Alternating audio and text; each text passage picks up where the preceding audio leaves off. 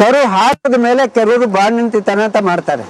ಏನಪ್ಪ ಅಂದ್ರೆ ಮೊದಲು 3 ದಿನ ದಿನಕ್ಕೆ 3 ರಿಂದ 4 ಟೈಮು 1/4 kg ಎಳ್ಳಿಂಡಿ ಸಿಕ್ಕಿಲ್ಲ ಅಂದ್ರೆ 200 ಗ್ರಾಮ್ ಎಳ್ಳು ಜಜ್ಜುತ್ತಾರೆ.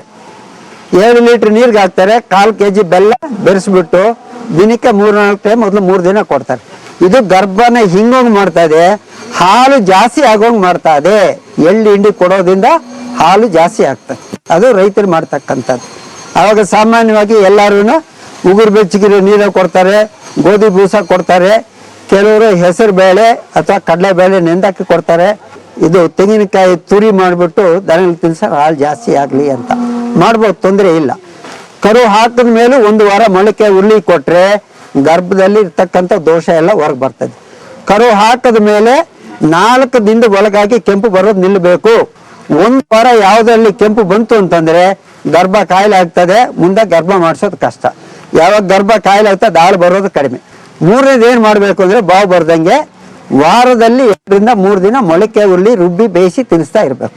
4ನೇದು ಕರುನ್ ಬಿಡೋದು ಅಥವಾ ಔಷಧಿ ಸಿಂಪಡಣೆ ಮಾಡೋದು, ಅರ್ಧ ಗಂಟೆ ದನ ಮಲ್ಕೊಡುದು. ಈ 4 ಮುಖ್ಯವಾಗಿ ಮಾಡ್ತಕ್ಕಂಥದ್ದು ಬಾವು ಬರ್ದಂಗೆ.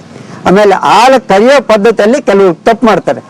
ಏನ್ ತಪ್ಪು ಅಂತಂದ್ರೆ ಹಾಲು ಕರಿಬೇಕಾಗಿದ್ರೆ ಕೆಲವರು ಮೊಲೆ ತೊಟ್ಟಲು ಗಟ್ಟಿಯಾಗಿದೆ ಅಂತ ಹಾಲಿನಲ್ಲೇ ಬೆಲ್ಲದ್ ಬಿಟ್ಟು ಹಚ್ತೀರಿ, ಇನ್ನು ಕೆಲವರು ಎಣ್ಣೆ ಹಚ್ತೀರಿ.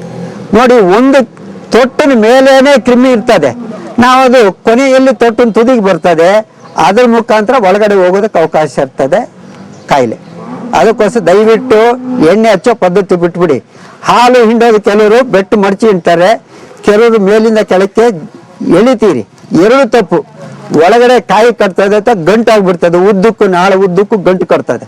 ಅದು ಕಡಿಮೆ ಆಗ್ಬೇಕಾದ್ರೆ ಡಾಕ್ಟರ್ ನಿಮಗೆ ಗುಳಿಗೆ ಔಷಧಿ ಕೊಡ್ತಾರೆ, ದಿನಕ್ಕೆ 3 ಟೈಮ್ ಹಾಕಿ ಅಂತ ವಾಸಿ ಆಗೋದಕ್ಕೆ ಅವಕಾಶ ಇದೆ. ಇನ್ನೂ ಆಗಿಲ್ಲ ಅಂತಂದ್ರೆ ಒಳಗಡೆಗೆ ಕಡ್ಡಿ ತೋರಿಸ್ಬಿಟ್ಟು ಎಲ್ಲ ರಕ್ತ ಬರೋಂಗೆ ಕೆರೆದ್ಬಿಟ್ಟು ಆಮೇಲೆ ಟ್ಯೂಬ್ ಹಾಕ್ಬಿಟ್ಟು ಹೋಗ್ತಾರೆ ಡಾಕ್ಟರ್ಗಳು. ಅದಕ್ಕೋಸ್ಕರ ಹಾಲು ಕರಿಯೋದು ಯಾವಾಗ್ಲೂ ಹಿಂಗ್ ಕರಿಬೇಕು. ತೊಟ್ಟಿನ ಬುಡಕ್ಕೆ ಬೆರಳು ಬಿಗಿಸ್ಬೇಕು, ಹೆಬ್ಬೆಟ್ಟು ತೋರ್ ಬೆರಳು ಮಿಕ್ಕಿದ ಬೆರಳು ಹಿಂಗ್ ಹಾಕ್ಬೇಕು. ಮೊದಲನೇ ಸಲ ಹಂಗ್ ಮಾಡ್ತೀರಿ, ಆಮೇಲೆ ಹಿಂಗ್ ಇಂತ ಹೋದ್ರೆ ಹಾಲು ಬರ್ತದೆ, ಏನ್ ತೊಂದರೆ ಆಗೋದಿಲ್ಲ.